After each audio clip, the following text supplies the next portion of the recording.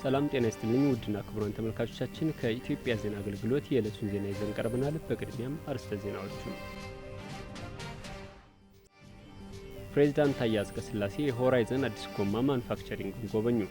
የኮሪደር ልማት ዘንባባዎች ላይ የተተከሉ መብራቶችን የሰረቀ ተከሳሽ በ6 ዓመት ከ6 ወር እስራት ተቀጣ።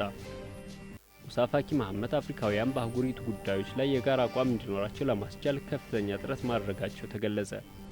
ኢትዮጵያና ዓለም አቀፉ የቴሌኮሙኒኬሽን ህብረት በዲጂታል ዘርፍ ያላቸውን ግንኙነት ለማጠናከር ይሰራሉ። ከ6000 በላይ የወንጀል መዝገቦች በእርቅ እንዲቋጩ ተደርጓል።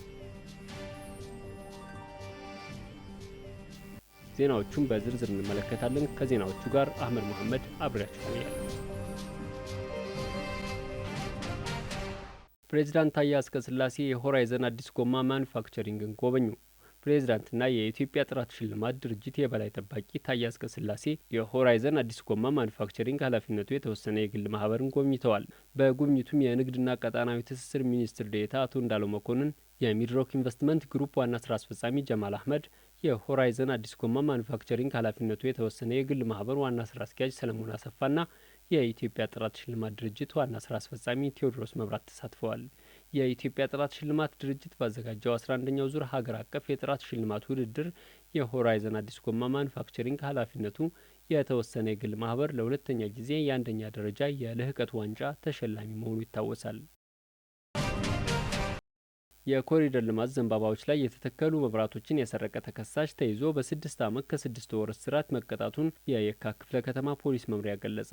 አልአዛር ግሩም የተባለው ወንጀለኛ በየካ ክፍለ ከተማ ወረዳ 5 ኮከበ ጽባህ ትምህርት ቤት አካባቢ ጨለማን ተገን በማድረግ የኮሪደር ልማት መብራቶችን ሰርቆ ሊሰወር ሲሞክር በቁጥጥር ስር ውሏል። ግለሰቡ የዋጋ ግምታቸው 202,800 ብር የሚያወጡ 6 ስፖት ላይት መብራቶችን ሰርቆ ሊሰወር ሲል በአካባቢው በነበሩ የጸጥታ አካላት እጅ ከፈንጅ ሊያዝ መቻሉን የተገለጸው። ተከሳሹ ተይዞ ወደ ፖሊስ መምሪያው ከመጣ በኋላ በማስረጃ የተደገፈ ምርመራ በማጣራት በአቃቤ ሕግ ክስ ሊመሰረትበት ችሏል። ፈጣን ችሎትም ቀርቦ ጉዳዩ ሲታይ ቆይቶ ተከሳሽ ላይ አስተማሪ ቅጣት ተወስኖበታል ነው የተባለው።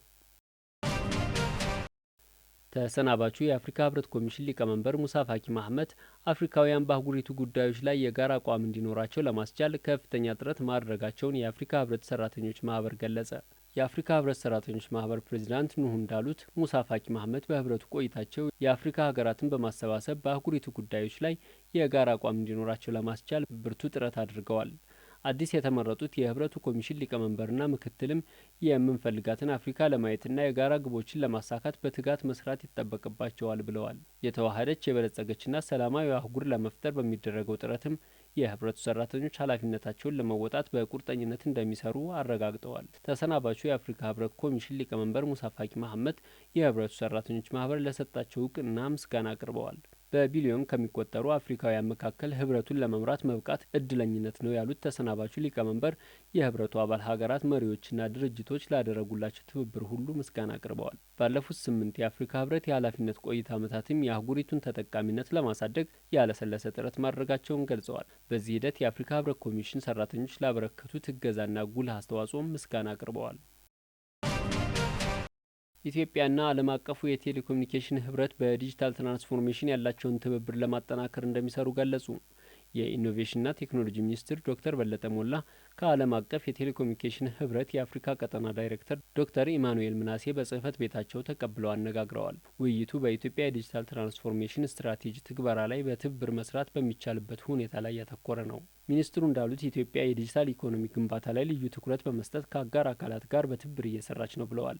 ለኢትዮጵያ የኢኮኖሚ እድገት መፋጠንና የዲጂታል ትራንስፎርሜሽን እውን ማድረግ ወሳኝ ነው ያሉት ሚኒስትሩ በዲጂታል ኢኮኖሚው ላይ በትብብር በመስራት የዲጂታል ቴክኖሎጂ ተጠቃሚነትና ባለቤትነትን ለማረጋገጥ እንደሚያስችል አመልክተዋል። ኢትዮጵያም ወደ ሁለንተናዊ የኢኮኖሚ እድገት ለማሸጋገር በሚያስችለው የዲጂታል ቴክኖሎጂዎች ላይ እምርታዊ እድገት እንደምትሰራም ተናግረዋል። ዓለም አቀፉ የቴሌኮም ህብረት አይቲዩ በኩል የሚወጡት የሀገራት የኢንፎርሜሽንና ኮሚኒኬሽን ቴክኖሎጂ ደረጃ ፍትሐዊነትና የሀገራትን ወቅታዊ ስራዎች ከግምት ውስጥ ያስገቡ መሆን እንዳለባቸው ተናግረዋል። የዓለም አቀፍ የቴሌኮሙኒኬሽን ህብረት የአፍሪካ ቀጠና ዳይሬክተር ዶክተር ኢማኑኤል ሚናሴ ኢትዮጵያ በዲጂታል ዘርፍ የያዘችው ግብ እንዲሳካ ተቋማቸው በትብብር እንደሚሰራ አመልክተዋል።